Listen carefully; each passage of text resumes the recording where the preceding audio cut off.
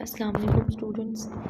आज जो है वो क्रिमिनोलॉजी का 2017 का पास्ट पेपर हम डिस्कस करने जा रहे हैं। पेपर में हमारे पास जो पहला क्वेश्चन है वो है write a critical note on the increasing importance of criminology in Pakistan and also discuss the historical development of criminology as a scientific discipline.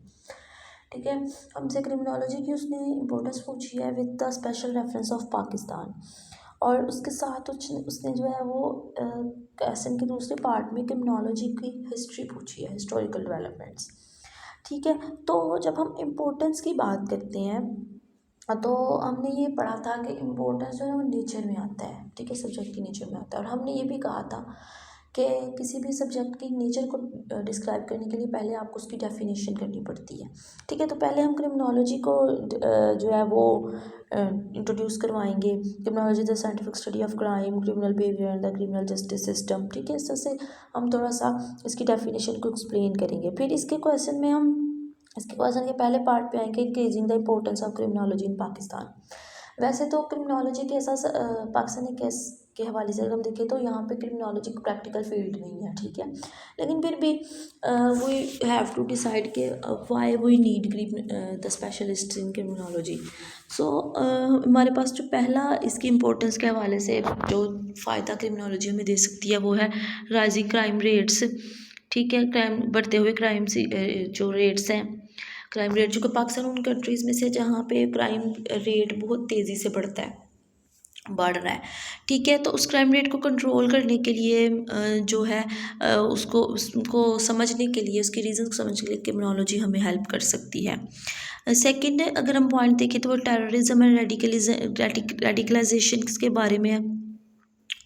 अब जो ग्लोबल वार ऑन टेरर है, यानी कि जो पाकिस्तान जो है उसका बड़ा इंपॉर्टेंट रोल रहा है वार ऑन टेरर के हवाले से।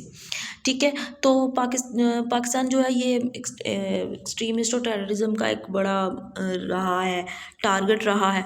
तो इसके साइकोलॉजिकल और सोशल फैक्टर्स को समझने के लिए, इम्पैक्ट्स को, कॉजेज़ को समझने के लिए क्रिमिनोलॉजी हमें हेल्प कर सकती है। नेक्स्ट हमारे पास corruption and white collar crimes है। Pakistan is one of those societies जहाँ पे करप्शन और वाइट कॉलर क्राइम्स बहुत तेज़ी से फैल रहे हैं, ख़ासतौर पे पब्लिक सेक्टर में। ठीक है, तो इसके इम्पोर्टेंस को समझने के लिए, इसको बेहतर करने के, इसके सॉल्यूशंस को डेवलप करने के लिए क्रिमिनोलॉजी हमें हेल्प कर सकती है, क्रिमिनोलॉजी के जो प्रिंसिपल्स हैं। ठीक है, साइबर क्राइम्स के हवाले से अगर हम बात करें तो पाकिस्तान में साइबर क्राइम्स जो हैं वो ग्रो हो रहे हैं मॉडर्न एरा में। उसकी वजह यह है कि लोगों में अवेयरनेस नहीं है। ठीक है, साइबर क्राइम्स के हवाले से, तो इसको समझने के लिए, लोगों को अवेयर करने के लिए क्रिमिनोलॉजी हेल्प कर सकती है। लॉ इन्फोर्समेंट चैलेंजेस हैं पाकिस्तान में, जो लॉ इन्फोर्समेंट एजेंसीज है वो कुछ हद तक अगर हम कहें तो वो वीक है। ठीक है, तो क्रिमिनोलॉजी जो है ना वो क्रिटिकल इंसाइट हमें प्रोवाइड कर सकती है क्रिमिनल जस्टिस सिस्टम की फंक्शनिंग को बेहतर करने के लिए, उस क्रिमिनल जो जस्टिस एजेंसीज हैं उनकी टेक्निक्स को बेहतर करने के लिए। ठीक है, फिर क्रिमिनोलॉजी पाकिस्तान को गाइड कर सकती है about the importance of the human rights, it's violation and it's solutions. Criminal justice policy development में क्रिमिनोलॉजी हेल्प कर सकती है। इसमें जो है वो रिहैबिलिटेशन प्रोग्राम्स आएंगे, administration of justice and etc policy makers को हेल्प कर सकती है। ठीक है, अब क्वेश्चन के दूसरे हिस्से पे हम चलते हैं, historical development of criminology as scientific discipline. इसकी क्रिमिनोलॉजी की हम ब्रीफ सी हिस्ट्री देखेंगे। सबसे पहले हम ना 18th सेंचुरी में चलते हैं, जहाँ पे हमें क्रिमिनोलॉजी फर्स्ट टाइम डेवलप होती हुई नज़र आती है। That was classical criminology. ठीक है, सीजर बेकेरिया एंड जर्मे बैंथम इसके जो है ना वो थिंकर्स थे जिन्होंने सबसे पहले क्रिमिनोलॉजी के ऊपर काम करना शुरू किया था। इनकी जो फर्स्ट बुक बेकेरिया की बुक आई थी ऑन क्राइम्स एंड पनिशमेंट्स। ठीक है, 18th सेंचुरी में। अगर हम इसकी अगली मूवमेंट जो है ना वो 19th सेंचुरी में स्टार्ट होती है, पॉजिटिविस्ट क्रिमिनोलॉजी। ठीक है, ये 19th सेंचुरी में हम देखते हैं ये पॉजिटिविस्ट क्रिमिनोलॉजी सामने आती है। इसका जो थिंकर था वो था सीजर लोम्ब्रोसो, और इसकी बुक का नाम था बॉर्न क्रिमिनल्स। ठीक है, ये जो था ना इसका, ये कहता था कि इसने नेचुरल साइंसेस को क्राइम के साथ जोड़ने की कोशिश की थी, यानी बायोलॉजिकल साइंसेस को। ठीक है। फिर हमारे पास यहाँ पे एक और नाम आता है इसी एरा में, वो है एमिल डर्किन का। ये क्रिमिनोलॉजी को इसका बड़ा अहम रोल है इसमें। ये सोशल फिनोमिनन और जो सोशल स्ट्रक्चर्स हैं उनको बायोलॉजिकल फैक्टर्स के साथ मिला के ये क्राइम से जोड़ता है। ठीक है। तो थर्ड मूवमेंट जो हमारे पास होती है वो थी sociological criminology. It was started early 20th century. Robert Merton was the इसका सबसे अहम थिंकर रहा है। स्ट्रेन थेरी जो है ना रॉबर्ट मेल्टन की, वो इस एरा की बड़ी इंपॉर्टेंट थेरी है। ठीक है। फिर यहाँ पे हमारे पास जो है वो फोर्थ मूवमेंट जो है ना वो मिड 20th सेंचुरी में स्टार्ट होती है। That was critical criminology. ठीक है। क्रिटिकल क्रिमिनोलॉजी जो है ना वो ये कहते थे कि crime should be understood in the context of social structure and inequalities. उनके ख्याल में सोशल इनक्वालिटीज़ की वजह से क्राइम होता है। ठीक है। इसको हम मार्क्सिस्ट क्रिमिनोलॉजी भी इसी एरिया का हिस्सा है। जो मार्क्स की थेरी थी ना, कार्ल मार्क्स की क्लास लेस सोसाइटी वाली, वहाँ से। फिर लेट 20th सेंचुरीज के बाद मॉडर्न क्रिमिनोलॉजी स्टार्ट होती है। इसमें ना डिफरेंट मॉडर्न क्रिमिनोलॉजी के अंदर डिफरेंट जो हमारे पास फेजेस हैं या डिफरेंट फील्ड्स हैं उसको कंबाइन करके हमने क्रिमिनोलॉजी को डेवलप किया है। इसमें ठीक है, इसमें साइबर क्रिमिनोलॉजी भी है, feminist criminology, environmental criminology, psychological factors, sociological factors, law. ठीक है। इसमें बाकी सारे सब्जेक्ट्स को जो क्रिमिनोलॉजी उसको रियल मानों में इंटरडिसिप्लिनरी सब्जेक्ट बना दिया। ठीक है। तो that was our first question. इसमें हमने पाकिस्तान के हवाले से देखा कि पाकिस्तान को क्रिमिनोलॉजी की क्यों ज़रूरत है और क्रिमिनोलॉजी का जो है वो हिस्टोरिकल बैकग्राउंड क्या है। नेक्स्ट हमारे पास क्वेश्चन है enlist the criminal perspectives, briefly describe the 3 criminological perspectives on the study of crime and criminal behaviour. Criminology के पर्सपेक्टिव्स को के नाम लिखें और उनमें से 3 को डिस्क्राइब करें। ठीक है। हमारे पास है classical perspective, positivistic perspective, sociological perspective, conflict perspective, critical criminology, feminist criminology, cultural criminology, environmental criminology, life course perspective और साइकोलॉजिकल पर्सपेक्टिव। पर्सपेक्टिव का एक्चुअली मतलब होता है हाउ वी थिंक। ठीक है। क्रिमिनोलॉजी के अंदर जो स्कूल ऑफ थॉट्स हैं, तो यहाँ से जो बेसिक इंपॉर्टेंट है उनको हम 3 को हम डिस्कस करेंगे। पहला हम जो डिस्कस करने जा रहे हैं वो है बायोलॉजिकल पर्सपेक्टिव। बायोलॉजिकल पर्सपेक्टिव जो है ना ये क्लासिकल पर्सपेक्टिव का हिस्सा है। ठीक है। क्लासिकल जो लेयर थी उसका हिस्सा है। ये 18th सेंचुरी में सामने आया था और ये जो है ना ये फ्री विल और सोशल कॉन्ट्रैक्ट के ऊपर एम्फेसिस करता था। ठीक है। सीजर बकेरिया और जेरमी बेंथम इसके जो है ना वो थे, इसके राइटर्स आप कह लें, थिंकर्स थे। ठीक है। क्लासिकल पर्सपेक्टिव जो है ये इसके जो की पॉइंट्स थे वो ये थे कि क्राइम जो है वो रैशनल चॉइस होती है। ठीक है। यानी कि जो क्रिमिनल है वो खुद करता है, उसको कोई चीज़ मजबूर नहीं करती, ना साइकोलॉजिकल फैक्टर्स ना इन्वायरमेंटल सोशल, वो जो करता है खुद अपनी मर्जी से करता है। ठीक है। फिर ये डिटरेंस पे जो है ना रिलाई करता है कि जो preventing crime through the threat of punishment, क्या वो कहता है पनिशमेंट एक वाहद हल है जिससे आप क्राइम को रोक सकते हैं। ठीक है। अगर हम इसकी इम्प्लीकेशंस की बात करें तो ये क्रिमिनल जस्टिस सिस्टम्स के ऊपर ये पर्सपेक्टिव जो है इस पर बड़ा अहम इसकी इम्प्लीकेशन है। ठीक है। दूसरा पर्सपेक्टिव अगर हम डिस्कस करें तो वो हम डिस्कस करने जा रहे हैं पॉजिटिविस्ट पर्सपेक्टिव। ये जो है लेट 19th सेंचुरी में सामने आया था। इसकी जो खासियत है वो ये है कि ये साइंटिफिक मेथड और एम्पिरिकल एविडेंसेस को स्टडी करता है क्राइम के लिए। ठीक है। इसके जो अहम थिंकर्स थे वो सीजर लोम्ब्रोसो, एंड्रिक फेरी और रैफल गारोफेलो। ठीक है। इसके कई पॉइंट्स की हम बात करें तो ये डिटर्मिनिज्म पर बिलीव करता है। It argues that the criminal behaviour is determined by various factors. ये कहता है कि बहुत से फैक्टर्स हैं, फ्री विल एक फैक्टर नहीं है बल्कि बहुत से फैक्टर हैं, including psychological, biological, environment and other than. ठीक है। फिर ये कहता है कि साइंटिफिक अप्रोच के ऊपर ये रिलाई करता है। ये कहता है कि क्राइम को स्टडी करने के लिए हमें एक स्टैटिस्टिकल और केस स्टडीज़ और एक एक्सपेरिमेंटल फील्ड इसको बनाना पड़ेगा। ठीक है। अगर हम इसकी एप्लीकेशन की बात करें तो ये हमें समझने में मदद देता है कि हाउ जो development of the criminological theories. ठीक है। हाउ क्राइम इज़ यानी कि born, how criminals are born, अगर हम कहें ये हमें ये समझने में मदद देता है। ठीक है। थर्ड पर्सपेक्टिव जिसको हम डिस्कस करने जा रहे हैं वो है सोशलॉजिकल पर्सपेक्टिव। सोशलॉजिकल पर्सपेक्टिव जो है ना ये जो सोसाइटी और क्राइम का के दरमियान एक रिलेशनशिप है उसको एम्फेसिस करता है। इसके अहम थिंकर थे Robert Merton, Edwin Sutherland and Clifford Shaw. ठीक है। इसके की पॉइंट्स जो है ये सोशल डिसऑर्गेनाइजेशन थ्योरी पे बिलीव करता है। ये कहता है कि जो social weak social structures and limited social cohesions है उसकी वजह से जो है ना लोग क्राइम की तरफ जाती हैं। जस्ट लाइक अनएम्प्लॉयमेंट होगी, रेजिडेंशियल इंस्टेबिलिटी होगी तो लोग क्राइम की तरफ जाएंगे। ठीक है। फिर इसके अंदर स्ट्रेन थ्योरी भी है ये मार्टन की, और ये कहती है कि इंडिविजुअल जो है ना वो क्राइम की तरफ तब जाते हैं जब उनको जो है ना इनएबिलिटी वो जो कल्चरल अप्रूव्ड गोल्स हैं उसको हासिल नहीं कर सकते। ठीक है। तो वो जो है ना वो हम कहते हैं कि ये क्रिमिनल्स हैं। ठीक है। फिर इसमें डिफरेंशियल एसोसिएशन थ्योरी है, ये सुथरलैंड की थ्योरी है। ये कहती है कि क्रिमिनल बिहेवियर जो है वो उस वक़्त आता है जब आप एक दूसरे से इंटरेक्शंस करते हैं, यानी एक क्रिमिनल के साथ जब दूसरे लोगों का नॉन क्रिमिनल का इंटरेक्शन होता है तो वो भी क्राइम की तरफ चले जाते हैं। ठीक है। तो ये हमारे पास 3 पर्सपेक्टिव्स थे जो हमसे क्वेश्चन में उन्होंने पूछे हुए थे, तो हमने डिस्कस किए। नेक्स्ट हमारे पास जो क्वेश्चन है वो है write a comprehensive note on the juvenile justice system of Pakistan, just suggest measure for the importance of the juvenile justice system of Pakistan. Pakistan के अंदर जुवेनाइल जस्टिस सिस्टम जो है उसने कुछ हमसे उसकी जो नोट उसके ऊपर पूछा है, उसकी कुछ करैक्टरिस्टिक्स, और हमसे ये पूछा है कि उसको इम्प्रूव करने के लिए हम क्या कर सकते हैं। जुवेनाइल जस्टिस सिस्टम आप जानते हैं ऐसे क्रिमिनल जो अंडर 18 होते हैं उनके लिए जो है ना वो अलहदा से एक सिस्टम डेवलप किया जाता है जस्टिस सिस्टम, जिसको हम जुवेनाइल जस्टिस सिस्टम कहते हैं। ठीक है। तो पाकिस्तान के अंदर जो हम देखते हैं legal framework juvenile justice system Pakistan में क्या है, तो 2000 में juvenile justice system ordinance pass किया गया था पाकिस्तान में। तो इसको हम देख लेते हैं। To provide a comprehensive framework for the treatment of juvenile in conflict with the law. Juveniles के ट्रीटमेंट के लिए, उनकी रिहैबिलिटेशन के लिए ये लॉ बनाया गया था। इस्टेब्लिशमेंट इसमें इसके जो की पॉइंट्स थे ना वो थे कि जुवेनाइल कोर्ट्स को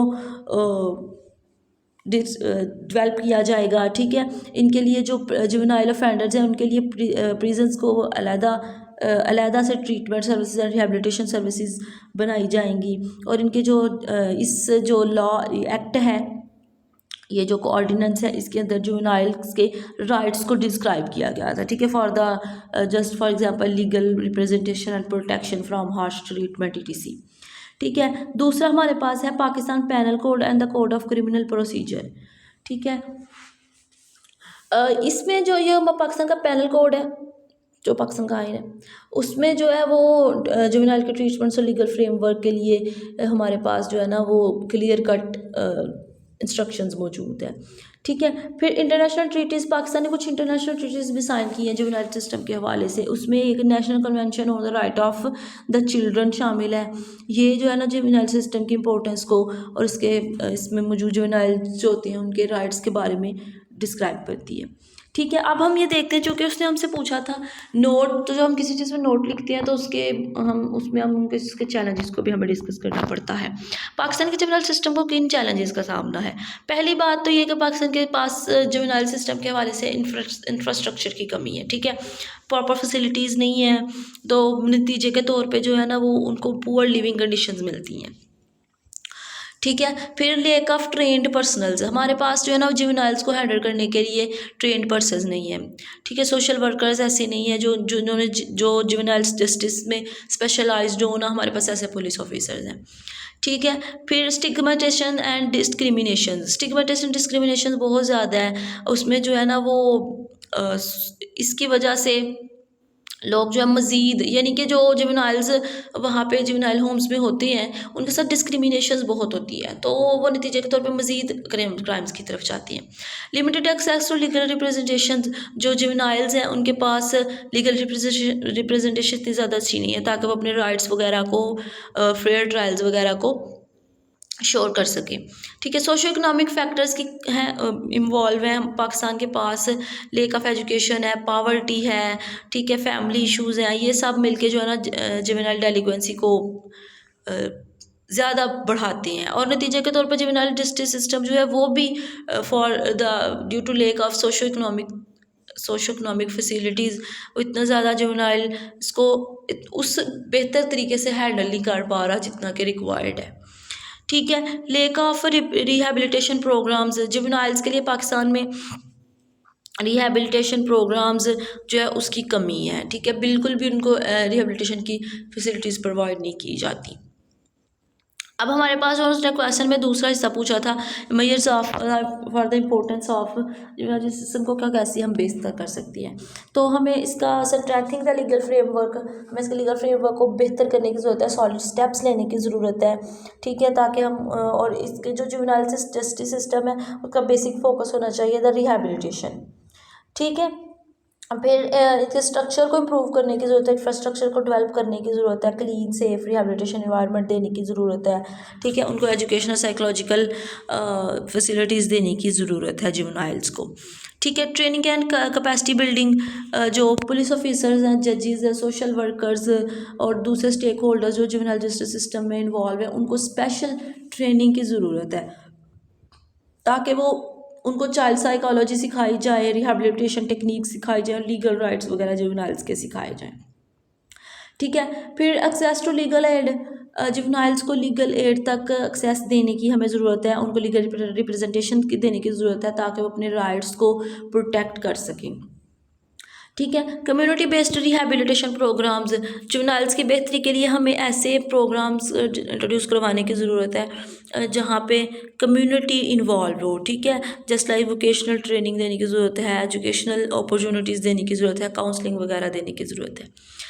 ठीक है, अवेयरनेस एंड एडवोकेसी कैंपेन्स, फिर पब्लिक लेवल पे जो है ना वो जुवेनाइल ऑफेंडर्स के हवाले से और उनके राइट्स के हवाले से अवेयरनेस कैंपेन्स चलाने की ज़रूरत है। ठीक है, फिर collaboration with NGOs and civil society, ज़रूरत इस अमर की है कि गवर्नमेंट को नॉन गवर्नमेंट ऑर्गेनाइजेशंस और सिविल सोसाइटीज़ खास तौर पे वो जो चाइल्ड्स की राइट्स के लिए काम करती हैं उनके साथ मिलकर रिहैबिलिटेशन प्रोग्राम्स को डिज़ाइन करने की ज़रूरत है। ठीक है, फिर मॉनिटरिंग एंड एवेलुएशन, जो जुवेनाइल सिस्टम्स हैं, जुवेनाइल होम्स हैं, जुवेनाइल ऑफेंडर्स हैं, उनको बाकायदा मोनीटर करने की ज़रूरत है। पाकिस्तान में ये होता है कि वो हो गए हैं जुवेनाइल होम में चले गए हैं, बस ठीक है, वो उसको फिर मोनीटर नहीं किया जाता, फिर इस तरह से वो जो है ना वो मज़ीद ख़राबी की तरफ जा सकते हैं। ठीक है, तो ये पाकिस्तान के जुवेनाइल सिस्टम की कुछ इंपॉर्टेंस थी और उसके चैलेंजेस और उसके सॉल्यूशंस थे जो कि क्वेश्चन में हमसे पूछे गए थे और हमने डिस्कस किए हैं। ठीक है, नेक्स्ट क्वेश्चन हमारे पास है, write a short notes on. अब ये क्वेश्चन हर पेपर में आता है एक इस तरह का। ठीक है, इसमें 3 टॉपिक्स दिए जाते हैं और उसमें से आपने 2 करनी होती है। तो हमारे पास पहला है कॉजेज़ ऑफ जुवेनाइल डेलिक्वेंसी इन पाकिस्तान, पाकिस्तान में जुवेनाइल डेलिक्वेंसी की इंपॉर्टेंस क्या हो सकती है। ठीक है, इसमें डिफरेंट फैक्टर्स आते हैं, sociological, biological, socio economic factors, different factors आते हैं। तो अगर हम बात करें सोशो इकोनॉमिक फैक्टर्स की तो पाकिस्तान इसमें एक आएगा पावर्टी। पाकिस्तान में जितने भी जुवेनाइल्स होते हैं ना उनमें से ज़्यादातर जो है ना वो पुअर फैमिली बैकग्राउंड से आते हैं। तो ठीक है, तो अपनी बेसिक नीड्स को मीट करने के लिए उनको जो है ना क्रिमिनल बिहेवियर की तरफ जाना पड़ता है। ठीक है, अनएम्प्लॉयमेंट है, जब पेरेंट्स और यंग इंडिविजुअल्स के लिए जॉब अपॉर्चुनिटीज़ नहीं है तो एज अ हेल्पलेसनेस उनके पास जो है ना और कोई चांस नहीं बचता। तो जुवेनाइल जो है वो अपनी जो बच्चे हैं, चाइल्ड हैं ओवर अंडर द 18 एज है, अपनी नीड्स को पूरा करने के लिए डेलिक्वेंसी की तरफ चले जाते हैं। ठीक है, अब फिर हमारे पास दूसरे फैक्टर जो है वो फैमिली इन्वायरमेंट है। डिसफंक्शनल फैमिलीज़ हैं, ऐसे बच्चे जो ब्रोकन फैमिलीज से हैं या डिसफंक्शनल फैमिलीज से हैं जहाँ पे डोमेस्टिक वायलेंस है, सब्सटेंस यूज़ होता है, निगलेक्शन बच्चों को फेस करनी पड़ती है। तो वो ऐसे बच्चे जो इस तरह की फैमिली से आते हैं उनके लिए हाई रिस्क होता है कि वो जुवेनाइल डेलिक्वेंट बिहेवियर की तरफ चले जाएंगे। ठीक है, फिर पेरेंटल सुपरविजन की अगर हम बात करें तो ऐसे बच्चे जो इनएडिक्वेट सुपरविजन होते हैं, ज़्यादातर वो जो जुवेनाइल्स होते हैं वो ऐसी फैमिली से आते हैं जहाँ पे जो है ना इनएडिक्वेट सुपरविजन होती है और या पेरेंट्स की इन्वॉल्वमेंट जो है ना वो इनएडिक्वेट या तो बहुत ज़्यादा होती है या बहुत कम होती है। तो इसमें क्या है, बच्चों को गाइडेंस की कमी होती है तो वो डेलिक्वेंसी की तरफ चला जाता है। ठीक है, एक और फैक्टर जो थर्ड फैक्टर्स है वो है पीयर इन्फ्लुएंस, पीयर प्रेशर। ठीक है। यानी कि अपने हम उम्र लोगों का प्रेशर, जब आपके दूसरे पीयर जो है उनके क्रिमिनल बिहेवियर में इन्वॉल्व हों तो due to peer pressure, due to peer influence बच्चे भी जो है ना वो उसकी तरफ चले जाती हैं, क्राइम्स की तरफ चले जाते हैं।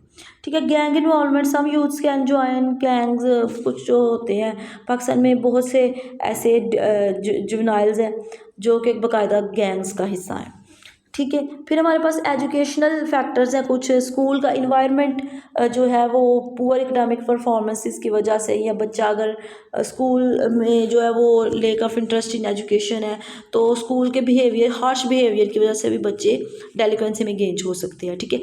बुलिंग, विक्टिम्स ऐसे लोग, बच्चे जिनको स्कूल में ख़ास तौर पे एजुकेशनल सेटिंग में बुली किया जाता है, देयर आर हाई रिस्क के वो जुवेनाइल जो है ना वो जुवेनाइल बन जाएंगे और डेलिक्वेंसी की तरफ चले जाएंगे। ठीक है। फिर हमारे पास कम्युनिटी फैक्टर्स हैं, सोशल डिसऑर्गेनाइजेशन है, इनएडिक्वेट कम्युनिटी रिसोर्सेज का होना और एक हार्श इन्वायरमेंट का होना, ये बच्चे को जुवेनाइल डेलिक्वेंसी की तरफ मोटिवेट कर सकता है। ठीक है। एक्सपोजर टू क्राइम, जब वो अपने इर्द गिर्द लोगों को क्राइम्स करते देखते हैं और वो देखते हैं कि जो क्रिमिनल्स हैं वो एक एक्सेप्टेबल है, यानी उनको जो है ना बदले में बड़ी फैसिलिटीज़ मिल रही है तो उसकी तरफ जाते हैं। फिर हमारे पास कल्चरल इन्फ्लुएंसेस है, मीडिया का इन्फ्लुएंस है। ठीक है। मीडिया में इस तरह की चीज़ें, जब आप मीडिया में अग्रेसिव चीज़ें दिखाएंगे तो बच्चे जो है ना वो जुवेनाइल डेलिक्वेंसी की तरफ चले जाएंगे। ठीक है। फिर सोसाइटल नॉर्म्स हैं, जो है वो कल्चरल एटीट्यूड्स, ये बच्चों को जो है ना वो इन्फ्लुएंस कर सकती हैं। ठीक है। फिर हम बात करते हैं साइकोलॉजिकल फैक्टर्स, इसमें कुछ आता है, बच्ची अगर मेंटल हेल्थ इश्यूज़ का शिकार है फिर भी वो डेलिक्वेंसी की तरफ चले जा सकती हैं, या फिर अगर वो इमोशनल डिस्ट्रेस का शिकार है फॉर सम रीज़न, अगर वो एंगर, फ्रस्ट्रेशन या होपलेसनेस का शिकार है तो वो भी डेलिक्वेंसी की तरफ जा सकती हैं। ठीक है। अब अगला जो पार्ट था ये हमारे पास था जुवेनाइल डेलिक्वेंसी इन पाकिस्तान। अब हमारे पास अगला है प्रोबेशन एंड पे रोल। तो प्रोबेशन एंड पे रोल को हमने डिस्क्राइब करना है। हमने ये दोनों टर्म्स अपनी आउटलाइन में भी डिस्कस की थी और पढ़ी थी। प्रोबेशन जो होती है ना, ये court order period for supervision in the community, typically given as an alternative to increase, it allows offenders to remain in society under specific conditions set by the court. ठीक है। कोर्ट जो है ना वो ऑफेंडर्स को कुछ अर्सा के लिए अपनी सुपरविजन में कम्युनिटी में भेज देती है। ठीक है। तो इसका पर्पस होता है रिहैबिलिटेशन। ठीक है। रिहैबिलिटेशन के लिए इनको भेजा जाता है। इसकी कुछ कंडीशंस होती हैं। ठीक है। जैसे कि जो प्रोबेशन ऑफिसर है उसको रेगुलर रिपोर्ट करना, काउंसलिंग और रिहैबिलिटेशन प्रोग्राम्स को अटेंड करना। ठीक है। और आइंदा के लिए किसी भी फर्दर क्रिमिनल एक्टिविटी को अवॉइड करना। ठीक है। अब इसके आगे जो है ना दूसरी हमारे पास टर्म है parole. Parole is a conditional release for an inmate from prison before the completion of their sentence. Probation जो होती है ना वो ऑफेंडर्स को दी जाती है। ये जो पे रोल है ना ये उनको दी जाती है जो प्रिजनड होते हैं। ठीक है। और ये इसका जो होता है ना ये पे रोल, ये जो इनमेट्स का बिहेवियर होता है कि how he behave in jail, उसके मुताबिक दी जाती है। ठीक है। इसका पर्पस होता है is to facilitate a gradual transition back into the community.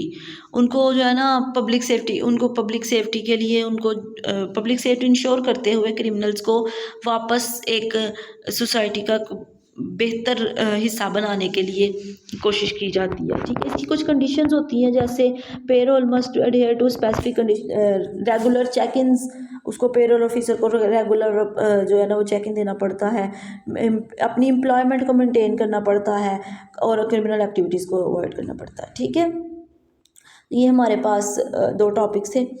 Next question हमारे पास है, write a comprehensive note on principles of criminal investigation. Criminal investigation, अच्छा उन्होंने मुझे illustrate with example from Pakistan, specially Pakistan के रेफरेंस से अगर हम बात करें तो क्रिमिनल इन्वेस्टिगेशन के प्रिंसिपल्स हम देखते हैं। पहला हमारे पास प्रिजम्पशन ऑफ इनोसेंस होता है। इसको हम इस तरह से डिफाइन करते हैं कि every individual is presumed innocent until proven guilty. जब तक किसी शख्स पे जुर्म साबित नहीं होता उसको हम जो है ना इनोसेंस ही समझते हैं। ठीक है। यानी कि जो जब तक इस पे जुर्म साबित नहीं होता ना तब तक वो हम उसके लिए क्रिमिनल का लफ्ज़ इस्तेमाल नहीं कर सकते। ठीक है। इसकी एग्जांपल्स जो है ना वो यहाँ पे उन्होंने दी है।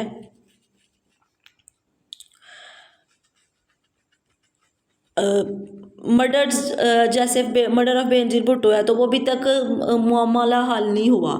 तो उसके जो फेंडर्स हैं, वहाँ उसके जो सस्पेक्ट्स हैं, वो अभी तक इनोसेंस हैं कानून की नज़र में। ठीक है। दूसरा हमारे पास है प्रिंसिपल, वो है rule of law. Investigations must adhere to establish legal standards procedures के हवाले से इन्वेस्टिगेशंस जो है वो होनी चाहिए। और इसके एग्जांपल हम एंटी टेररिज्म एक्ट है, पाकिस्तान के अंदर एंटी टेररिज्म एक्ट है। ठीक है। और तीसरा हमारे पास है ऑब्जेक्टिविटी इम्पार्शलिटी। इन्वेस्टिगेशन जो है उसका कोई ऑब्जेक्टिव होना चाहिए वो, और दूसरा वो इम्पार्शल होनी चाहिए, यानी वो अनबाइस्ड होनी चाहिए, उसके पर्सनल बिलीव्स और इमोशन से ऊपर होनी चाहिए। और इसकी एग्जांपल जो है ना वो पाकिस्तान में करप्शन केसेस हैं, और जो सच एज पैनारोमा पेपर स्कैंडल। ये इसमें ज़रूरी है कि जो इन्वेस्टिगेटर्स हैं वो अपने पॉलिटिकल और जो उनके पर्सनल इमोशंस हैं उनको साइड पे रख के इसको इन्वेस्टिगेट करें। ठीक है। नेक्स्ट हमारे पास है thoroughness and diligence. Investigation are required to conduct comprehensive inquiries होनी चाहिए। ठीक है। कोई नो लिविंग नो स्टोन, कोई भी लूप होल नहीं है छोड़ना चाहिए इन्वेस्टिगेटर को। ठीक है। इसकी एग्जांपल पाकिस्तान में मिसिंग चाइल्ड है। आप मिसिंग चाइल्ड में इंसिडेंट्स जो हैं, अगर आप उसमें कुछ कोई भी लूप होल छोड़ देंगे तो ज़ाहिर आप बच्चों को रिकवर नहीं कर सकते। ठीक है। नेक्स्ट हमारे पास है collection and preservation of evidence. Paper collection और एविडेंस को प्रिजर्व करना ज़रूरी है। ठीक है। ये इन्वेस्टिगेटर को इंश्योर करना चाहिए कि जितने भी एविडेंस उसने कलेक्ट किए हैं वो सेव हो।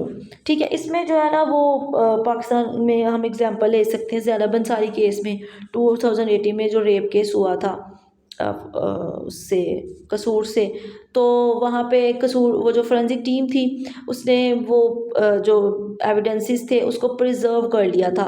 तो हम देखते हैं काफ़ी देर बाद जो है ना जाके कुछ देर बाद उसका केस जो है वो उन प्रिजर्व्ड एविडेंसेस की वजह से हल हुआ था। नेक्स्ट हमारे पास जो प्रिंसिपल है वो है डॉक्यूमेंटेशन। एक्यूरेट डॉक्यूमेंटेशन जो एविडेंसेस हैं, जो विटनेस स्टेटमेंट उनकी होनी चाहिए। ठीक है। इसमें पाकिस्तान की जो है ना वो एग्जांपल हम ले सकते हैं साहिवाल इंसिडेंट्स। वो जो एक फैमिली को लीग पुलिस की तरफ से इनकाउंटर कर दिया गया था, तो उसमें क्रूशल एविडेंस जो है ना वो अदालत को उसकी ज़रूरत पड़ी थी। नेक्स्ट हमारे पास है चेन ऑफ कस्टडी। ये एक नेक्स्ट प्रिंसिपल है chain of custody. Maintaining a clear chain of custody for evidence is too vital to ensure its integrity in court। ठीक है। जो हमारे पास एविडेंसेस हैं उनकी चेन ऑफ कस्टडी, यानी कि उनको पूरी तरीके से हैंडल करना, स्टोर करना, और फिर उनको इनकी हर स्टेज के ऊपर जो है ना उसको प्रिजर्व करना ज़रूरी है। ठीक है। इसमें हम बात कर सकते हैं पाकिस्तान में ड्रग ट्रैफिकिंग केसेस की। उससे मिलने वाले एविडेंसेस को जब तक पूरी हर स्टेज पे प्रिजर्व नहीं करेंगे आप उसको कोर्ट में नहीं पेश कर सकते। ठीक है। नेक्स्ट हमारे पास है इंटरव्यूइंग एंड इंटेरोगेशन के हवाले से प्रिंसिपल है। जो investigator must conduct interviews and interrogation in a manner, जो इंडिविजुअल्स हैं जो इंटरव्यू दे रहे हैं, चाहे वो विक्टिम्स हैं, चाहे वो हमारे पास ऑफेंडर्स हैं, चाहे वो सस्पेक्ट्स हैं, चाहे वो विटनेसेस हैं, उनके राइट्स जो इंडिविजुअल राइट्स हैं उनका ख्याल रखना इन्वेस्टिगेशंस इंटरव्यू इंटेरोगेशन में ज़रूरी है। ठीक है। इसमें पाकिस्तान में हम काउंटर टेररिज्म डिपार्टमेंट की एग्जांपल ले सकते हैं। ठीक है। नेक्स्ट हमारे पास है कोलैबोरेशन। ठीक है। जो इफेक्टिव क्रिमिनल इन्वेस्टिगेशन होती है उसमें वेरियस एजेंसीज़ के अंदर लॉ इन्फोर्समेंट एजेंसीज़ हैं, फोरेंसिक एक्सपर्ट्स हैं। ठीक है। उसमें डिफरेंट स्टेक होल्डर्स की आपस में कोलैबोरेट करके वो इन्वेस्टिगेशन करती हैं। ठीक है। इसमें जो है ना पाकिस्तान में हम एग्जांपल लें तो हाई प्रोफाइल जो टेररिज्म केसेस हैं उसकी आती है, उनकी जब इन्वेस्टिगेशन होती है तो उसमें डिफरेंट स्टेक होल्डर्स की कोलैबोरेशन होती है, just like shower school attack की जब इन्वेस्टिगेशन हुई थी। ठीक है। फिर हमारे पास लास्ट प्रिंसिपल है यूज़ ऑफ टेक्नोलॉजी। जो टेक्नोलॉजी को यूज़ करना, जैसे फोरेंसिक साइंसेज हैं, डिजिटल एविडेंसेस हैं, ठीक है, सर्विलेंसेस ETC। इससे जो है ना इन्वेस्टिगेशन ज़्यादा इफेक्टिव हो सकती है। पाकिस्तान में जो है ना वो साइबर इन्वेस्टिगेशंस और दूसरी इन्वेस्टिगेशंस के लिए भी टेक्नोलॉजी को इस्तेमाल किया जाता है। तो ये क्रिमिनल इन्वेस्टिगेशन के कुछ प्रिंसिपल्स थे जो उसने हमसे पूछे थे पेपर में। नेक्स्ट क्वेश्चन हमारे पास है elaborate the importance of legal and ethical guidelines for the criminal investigation for gender based crimes. ठीक है। Suppose your examples from Pakistan. Gender based crimes जो है ना वो ऐसे क्राइम्स हैं जिसमें जेंडर इन्वॉल्व हो, specially against the women, like domestic violence, sexual assault, ठीक है, honour killings, human trafficking, ETC. ठीक है, तो इसके लिए लीगल गाइडेंस की हमने ये समझने के लिए इसके लिए लीगल गाइडेंस बनाना क्यों ज़रूरी है। ठीक है, तो इंपॉर्टेंस देखते हैं लीगल गाइडेंस की। पहले हमारे पास है protection of victims right. Victims के राइट को प्रोटेक्ट करने के लिए लीगल गाइडेंस बनाना ज़रूरी है। ठीक है, just like right of privacy, right of informed consent, right of to be treated with respect and dignity। ठीक है, पाकिस्तान में जो है ना इसकी एग्जांपल्स जो है ना वो जैसे ज़ैनब अंसारी केस के बाद एक ज़ैनब लॉ पाकिस्तान में बनाया गया था। ठीक है, स्टैंडर्डाइजेशन ऑफ प्रोसीजर, इसके लिए clear legal guidelines help standardize investigation procedures. जो जेंडर बेस्ड होते हैं ना क्राइम्स, उसके लिए उसकी इन्वेस्टिगेशन के लिए ज़रूरी है कि प्रोसीजर्स को एक स्टैंडर्डाइज बनाया जाए। ठीक है, इसकी एग्जांपल जो है ना protection against harassment of women at the work place act 2010 है। ये एक स्टैंडर्डाइज प्रोसेस बनाया गया कि किस तरह जो वर्किंग वुमेन है वर्क प्लेस पे उनके राइट्स को हरासमेंट से कैसे प्रोटेक्ट किया जा सकता है। ठीक है, थर्ड हमारे पास है accountability and transparency. Legal framework अगर आपके पास होगा तो ये अकाउंटेबिलिटी और ट्रांसपेरेंटी को इंश्योर करेगा।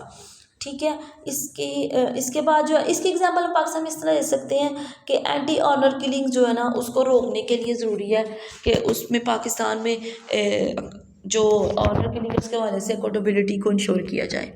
ठीक है, facilitation of prosecutions, legal guidelines for essential for gathering and presenting evidence in court.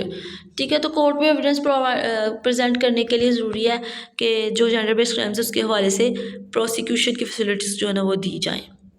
जैसे पाकिस्तान में सेक्सुअल असॉल्ट केस में मेडिकल एग्जामिनेशन को जो है ना वो सबसे ज़्यादा इंपॉर्टेंस दी जाती है।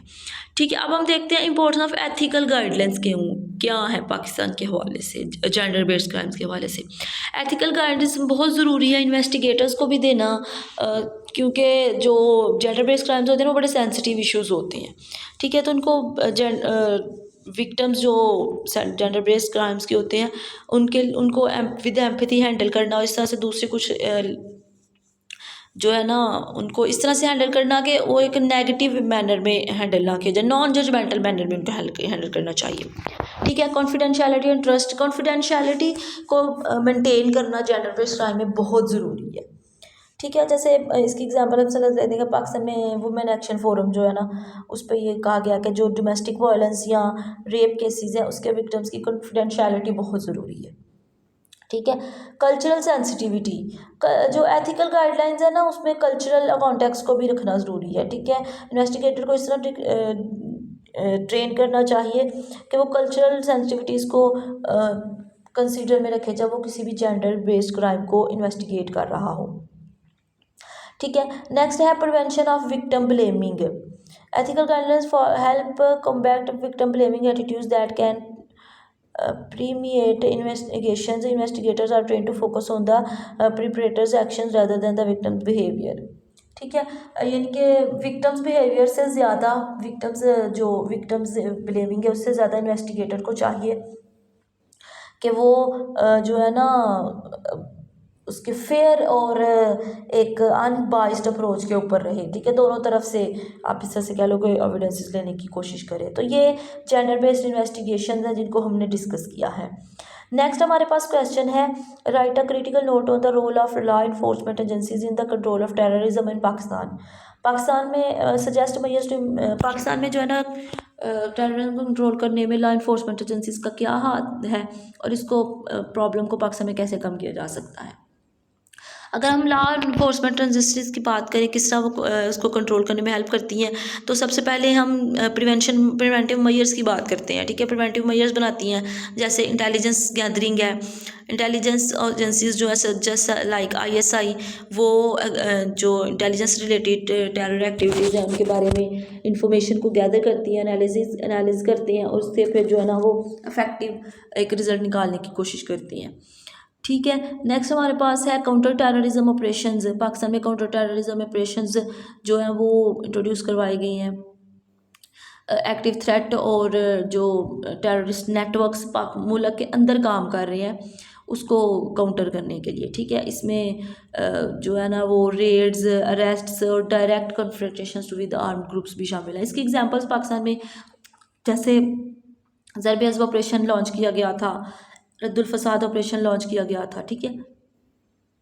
नेक्स्ट हमारे पास है कम्युनिटी पॉलिसिंग। कम्युनिटी पॉलिसिंग में जो है ना वो लोकल कम्युनिटीज़ जो है उनको जो हमारे पास लॉ इन्फोर्समेंट एजेंसीज हैं उनके साथ उनका एक ट्रस्ट बिल्ड करने की ज़रूरत है, ठीक है। अब इसके एग्जांपल हम समझ सकते हैं कि खैबर पख्तूनख्वा में कम्युनिटी बेस्ड जो पुलिसिंग है या कम्युनिटी बेस्ड वहाँ पे जो काउंटर टेररिज्म है वो बड़ी वीक है, ठीक है। तो उन लोगों को उसकी इम्पोर्टेंस बताने की ज़रूरत है। नेक्स्ट हमारे पास है लीगल फ्रेमवर्क, ठीक है। इसमें कुछ लॉज बनाए गए हैं जैसे implementation of anti terrorism law. Pakistan में एंटी टेररिज्म एक्ट 1997 में पास किया गया था, उसको जो है ना वो इम्प्लीमेंट करना, स्ट्रिक्टली इम्प्लीमेंट करना बहुत ज़रूरी है, ठीक है। नेक्स्ट हमारे पास है काउंटर रेडिकलाइजेशन इनिशिएटिव्स, प्रोग्राम्स और एंड रिहेबिलिटेशंस जो है वो लॉ इन्फोर्समेंट इंडस्ट्रीज़ की तरफ से शुरू की जाती हैं ताकि जो एक्सट्रीमिस्ट ग्रुप हैं और उनको जो है ना फर्दर रेडिकलाइजेशन से रोका जा सके, ठीक है। अब पाकिस्तान में जो लॉ एजेंसीज़ हैं उनको कुछ चैलेंजेस का सामना है। पहला चैलेंज तो ये है कि उनके पास लिमिटेड सोर्सेज हैं, लेक ऑफ ट्रेनिंग है, लेक ऑफ इक्विपमेंट्स हैं, ठीक है। दूसरा ये है कि पॉलिटिकल इन्फ्लुएंस बहुत ज़्यादा है, करप्शन और पॉलिटिकल इन्फ्लुएंस जो है ना स्पेशली लॉ इन्फोर्समेंट एजेंसीज में बहुत ज़्यादा है।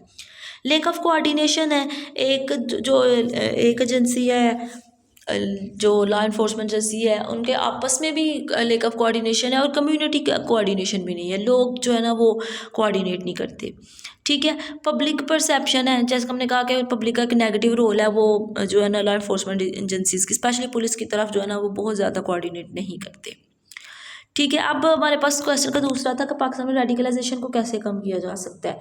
तो एजुकेशन और एनवायरमेंट प्रोग्राम्स शुरू करके लोगों को अवेयर किया जाए, लोगों को एजुकेट किया जाए, तो वो लोग जो है ना वो टॉलरेट और क्रिटिकल थिंकिंग की तरफ आएंगे, तो इस तरह से रेडिकलाइजेशन कम होगी, ठीक है। कम्युनिटी इंगेजमेंट की जाए, लोकल लीडर्स और सिविल सोसाइटी के जो मेंबर्स हैं वो डायलॉग्स एंड अवेयरनेस प्रोग्राम्स के ज़रिए इसको कम कर सकते हैं, ठीक है। इकोनॉमिक अपॉर्चुनिटीज़ दी जाए, लोगों को एम्प्लॉयमेंट दी जाए, ठीक है। तो पॉवर्टी की कम होने से भी लोगों की एक्सट्रीमिस्ट आइडियोलॉजी कम होगी, ठीक है। फिर मेंटल हेल्थ सपोर्ट की ज़रूरत है, साइकोलॉजिकल इश्यूज़ को ऐसे साइकोलॉजिकल इश्यूज जो रेडिकलाइजेशन की तरफ जाती हैं उनको एड्रेस करने की ज़रूरत है, ठीक है।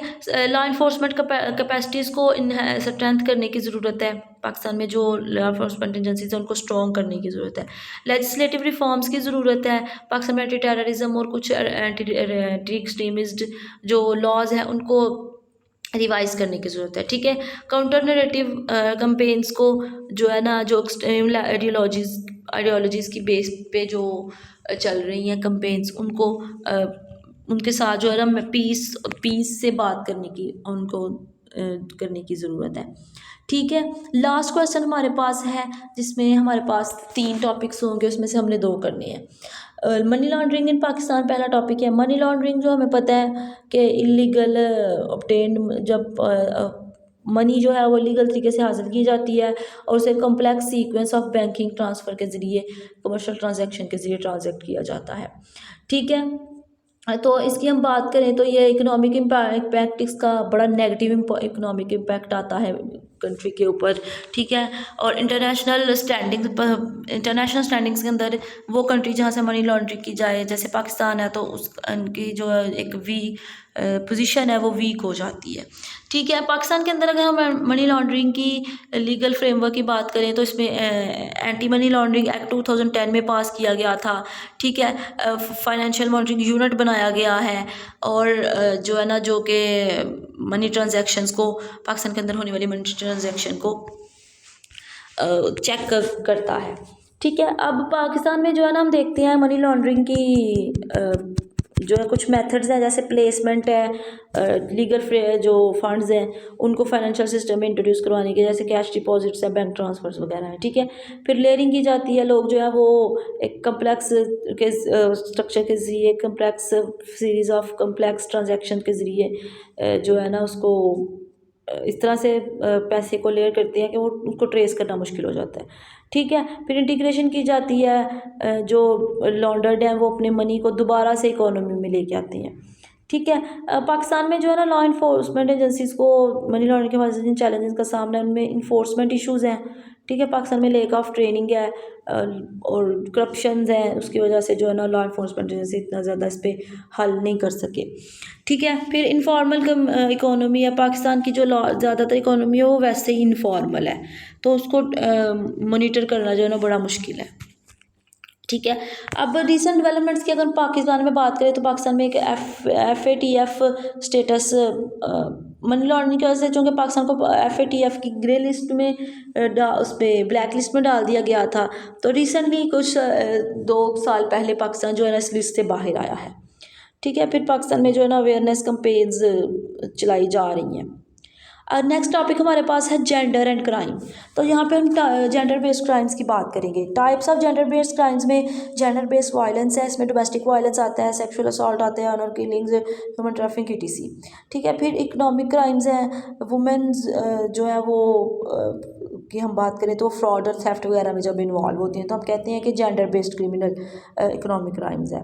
ठीक है, क्रिमिनल बिहेवियर की अगर हम जेंडर बेस के हवाले से बात करें तो इसमें सोशलाइजेशन आती है, इसमें विक्टिमाइजेशन आती है। ठीक है, अब हम बात करते हैं लीगल फ्रेमवर्क की। ठीक है, जेंडर बेस के हवाले से तो जेंडर सेंसिटिविटी लॉ में जेंडर बेस्ड वायलेंस जो है वो एक बड़ा सेंसिटिव टॉपिक है और इसके लिए एफर्ट करने की ज़रूरत है। ठीक है, फिर वुमेन राइट ऑर्गेनाइजेशन है, पूरी दुनिया के अंदर ऐसी NGOs काम कर रही हैं जो वुमेन के राइट्स के लिए और जेंडर बेस्ड क्राइम्स को कंट्रोल करने के लिए काम करती हैं। ठीक है, फिर हमारे पास अगर हम देखें तो जेंडर बेस के हवाले से हमारे पास कुछ चैलेंजेस हैं। कल्चरल नॉर्म्स हैं, बहुत से कल्चर्स, ज़्यादातर कल्चर जो हैं वो जेंडर रोल्स जो जेंडर बेस्ड क्राइम्स हैं उनको हिंडर करने की कोशिश करती हैं। वहाँ पे जो है ना वो स्टिग्मास है जेंडर बेस्ड क्राइम्स के हवाले से बहुत ज़्यादा। ठीक है, वुमेन, फिर दूसरा चैलेंज ये है कि वुमेन जो है ना वो बहुत दे फेस सम बैरियर्स जब वो जस्टिस को असेस करने की कोशिश करती हैं। तो ठीक है, तो इसको हम इम्प्रूव कैसे कर सकते हैं? लॉ इन्फोर्समेंट को स्पेशल जेंडर सेंसिटिव के हवाले से ट्रेनिंग दे के, ठीक है, फिर हम पब्लिक अवेयरनेस कैंपेन्स चला सकते हैं। ठीक है, तो ये हमारे पास जो है ना वो 2017 का पेपर था, पास्ट पेपर जो हमने क्रिमिनोलॉजी का डिस्कस किया है। नेक्स्ट वीडियो में हम जो है ना वो अगले पास्ट पेपर्स को इंशाल्लाह डिस्कस करेंगे।